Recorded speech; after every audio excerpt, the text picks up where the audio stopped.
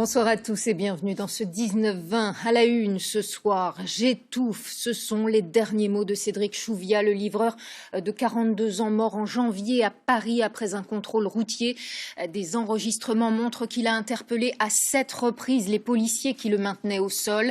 Sa famille demande la suspension des agents, mais aussi l'interdiction immédiate du plaquage ventral et de la clé d'étranglement. On fait le point à 19h. La défiance envers les policiers, les accusations de violence et de racisme, on en parle aussi ce soir avec votre invité Geneviève. Bonsoir Mohamed Meshmash. Vous Bonsoir. êtes président de la coordination Passons-nous. Vous êtes également porte-parole du collectif Assez le Feu, un collectif né en 2005 au lendemain des révoltes dans les quartiers populaires après la mort de 2 adolescents, Zied et Bouna, poursuivis par la police. Alors 15 ans après, qu'est-ce qui a changé ? Écoutez, les choses n'ont pas beaucoup changé. Au contraire, elles se sont même bien dégradées. Si on parle des relations police-population, elles ne touchent pas que la question des quartiers populaires. On l'a vu aussi pendant la crise des Gilets jaunes. Et on l'a vu au-delà de ça avec ce qui vient de se passer avec ce père de famille. Donc on est vraiment dans une manière où les relations police-population se sont réellement dégradées. Et les choses ne se sont pas arrangées alors qu'il fut un temps d'essayer d'être force de proposition pour essayer d'améliorer ces relations. Et malheureusement, ça reste tendu, on n'y arrive pas. Et pourquoi, selon vous, pourquoi la France n'arrive-t-elle pas à pacifier ces relations entre la police, entre sa police et sa population ? Est-ce qu'il faudrait, par exemple, remettre la police de proximité ? Alors écoutez, je pense qu'il fut un temps, certains candidats ont utilisé effectivement la police comme levier et l'insécurité. Souvenez-vous, il y a quand même quelqu'un qui ouvertement a tout simplement déshonoré un commissaire de police à Toulouse qui lui a dit qu'on n'était pas là pour jouer au foot, mais qu'on était là pour faire du chiffre et ainsi de suite. Donc la police du chiffre, c'est pas une bonne chose.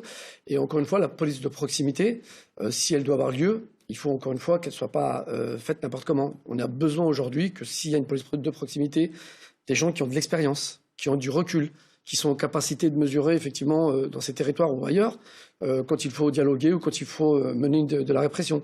Mais on ne peut pas continuer à ce qu'aujourd'hui des jeunes sortent des écoles, arrivent sur ces quartiers, face à d'autres jeunes, où les codes ne sont pas les mêmes. Et malheureusement, pour certains, sont généralisés, on a des contrôles qui se passent très mal et certains, malheureusement, ne se relèvent pas. Alors justement, vous avez le sentiment que les gouvernements successifs n'ont pas agi. Si on prend par exemple les contrôles d'identité, les études sont très documentées. Aujourd'hui, un jeune d'origine noire ou arabe a 20 fois plus de chances de se faire contrôler. Bien sûr, ça a été démontré. Encore une fois, on n'est pas juste là sur des mots. Ça a été démontré scientifiquement avec des chiffres. Et encore une fois, des propositions avaient été faites, ne serait-ce que ce qu'on avait fait avec les cahiers de doléances.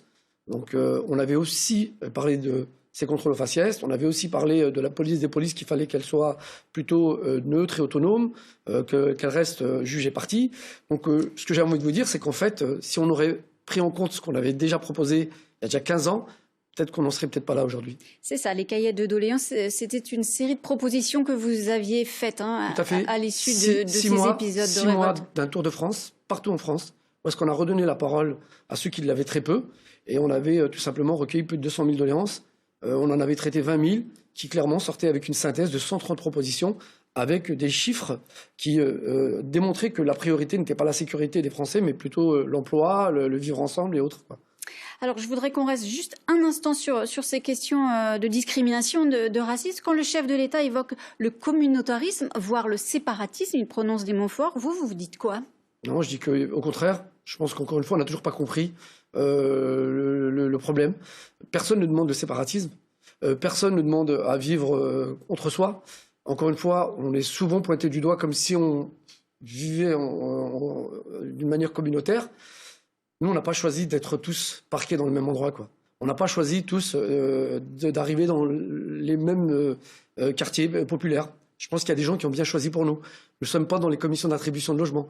Donc quand on fait des demandes de logement et qu'on demande d'aller habiter dans d'autres endroits, comme par hasard, on n'a jamais les logements où est-ce qu'il y a une mixité super forte.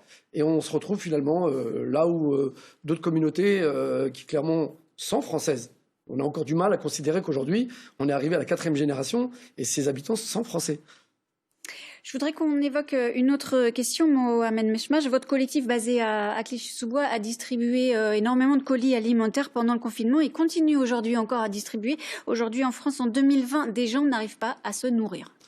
C'est simple. On est des fois à donner des leçons de morale en expliquant que la misère est ailleurs. Moi, je dis que la misère, elle est en bas de chez nous et qu'arriver à ce qu'on ne pas pouvoir manger à sa faim, ça devient problématique. Donc oui, effectivement, on s'est tout simplement attelé, parce qu'on avait compris qu'il y allait y avoir énormément de gens qui allaient se retrouver en difficulté, des gens qui travaillent mais qui s'en sortent pas, des gens qui malheureusement ont perdu leur travail, des gens qui jusqu'à présent vivent seuls et faisaient des petits ménages par-ci par-là. Donc on savait très bien que cette crise allait tout simplement faire ressurgir cette crise sociale et économique dans ces quartiers. Et selon vous, c'est une crise qui va durer? Là, le confinement a pris fin, mais les difficultés économiques continuent? Bien sûr, c'est pour ça qu'on continue à soutenir ces familles-là. Mais en dehors de ça, il y a tout ce qui va concerner la crise du logement. À savoir que beaucoup de gens aujourd'hui se sont retrouvés en situation où il fallait ou payer à manger ou payer le loyer. Donc certains ont fait le choix de ne pas payer leur loyer. Quand on va sortir effectivement comment on appelle ça, de la trêve hivernale, beaucoup de familles vont se retrouver assignées. Donc on soutient la Fondation Abbé Pierre qui clairement, elle, propose un fonds d'urgence pour des impayés de loyer qui permettrait tout simplement aux bailleurs, au lieu d'attaquer les familles qui sont en difficulté et qui risquent de l'être à un certain moment, d'aller piocher dans ce fonds de solidarité, d'impayés. Donc la Seine-Saint-Denis, encore en état d'urgence selon vous? Bien sûr, et c'est pas normal, ce que je disais, c'est là où on a eu quand même le plus de morts. C'est là où toutes les pathologies sont concentrées, où malheureusement, en termes d'égalité et de justice sociale, il y a tout simplement un déficit en termes de services publics, en termes de la possibilité de pouvoir se soigner correctement, de pouvoir avoir une sécurité policière digne et de pouvoir simplement avoir accès à l'ensemble des services comme ailleurs, pas plus, pas moins, quoi. On en a marre d'être traité comme une exception, mais plutôt dans du droit commun qu'il faudrait que ça se fasse. Ce sera le mot de la fin. Merci Mohamed Mechmach d'avoir été avec nous sur ce plateau ce soir. Merci à vous.